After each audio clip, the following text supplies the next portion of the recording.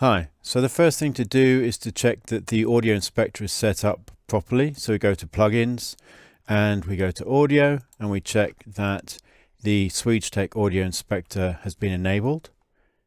Then we can go to the window menu and open it, and we'll just dock it down here. Let's enable sounds in the viewport so that we can hear what's going on. As we can see, the audio inspector is showing us all the sounds that are playing and also the voice count.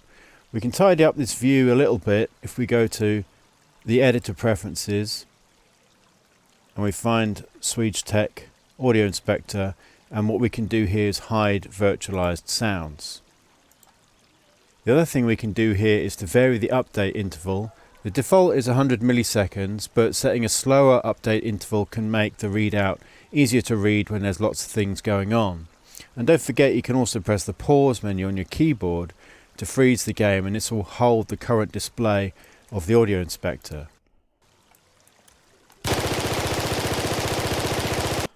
So again, that's something useful to do when there's lots of things going on. So we've hidden virtualized sounds for the moment, and there's another couple of features that will help us see what's going on in our landscape: sorting and filtering the list.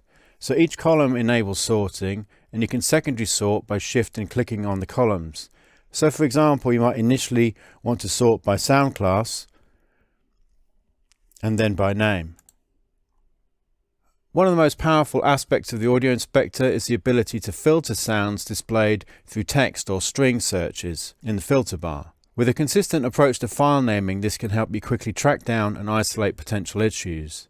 So for example, cafe finds all the sounds with cafe in the name, and you can also exclude strings. So if we search for tree, we get quite a lot of them, but then we can exclude loop and we get the one that we're after. Once we've identified a sound that we want to look at more closely, we can select that sound in the audio inspector, and this also selects it or any owning actor in the viewport, so we can press F to focus on it. We can also hold shift and select multiple sounds, and as we do so, you can see that a number of debug spheres appear.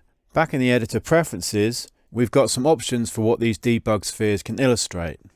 So the debug coloring mode can show us the asset type. So for example, here we've got a meta sound and here we've got two sound waves.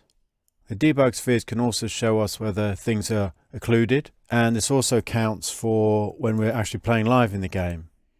So we can jump out, select our items, and we see that debug sphere appear, and now we can see it turns red when that sound is being occluded.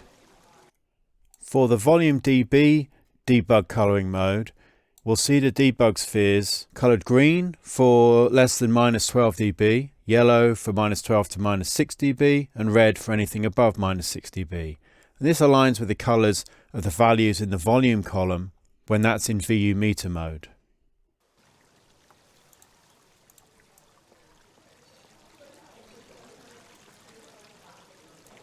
So let's go through the columns of the audio inspector. Distance gives us the distance in unreal units to the listener, and it also highlights anything at origin, so it will help you to track down those rogue sounds that perhaps somebody's left in by accident. Playback time gives us the sounds in seconds since the sound has begun playing.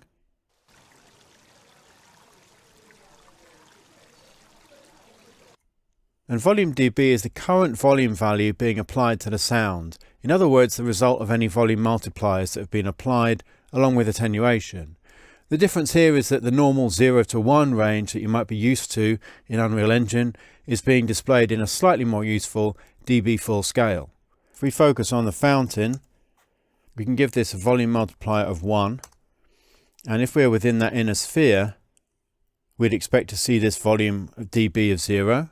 Then if I change the volume multiplier to 0.5, we'll expect to see it at -6 and 0.25 at -12, as we'd expect. In the editor preferences, we've got a few options for this. VU meter would be typical, and again shows us those values that we talked about with the debug spheres.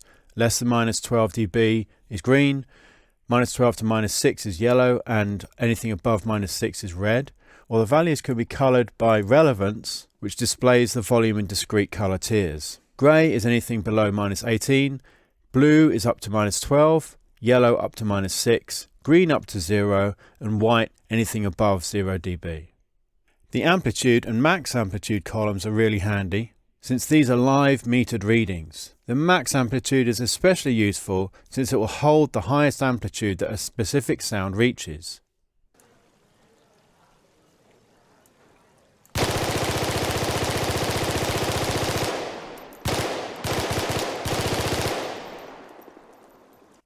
In the editor preferences, you can choose from 3 different types for these amplitude meters: peak, mean squared, or root mean squared.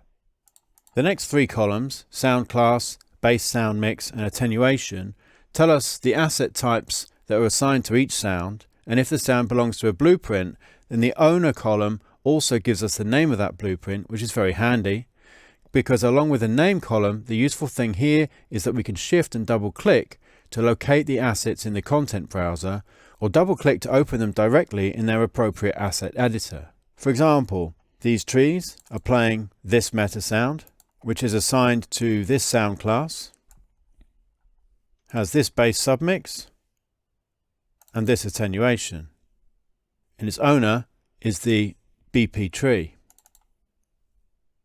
This ability to open the different editors or to navigate with shift and click around your project can really help speed up your workflow.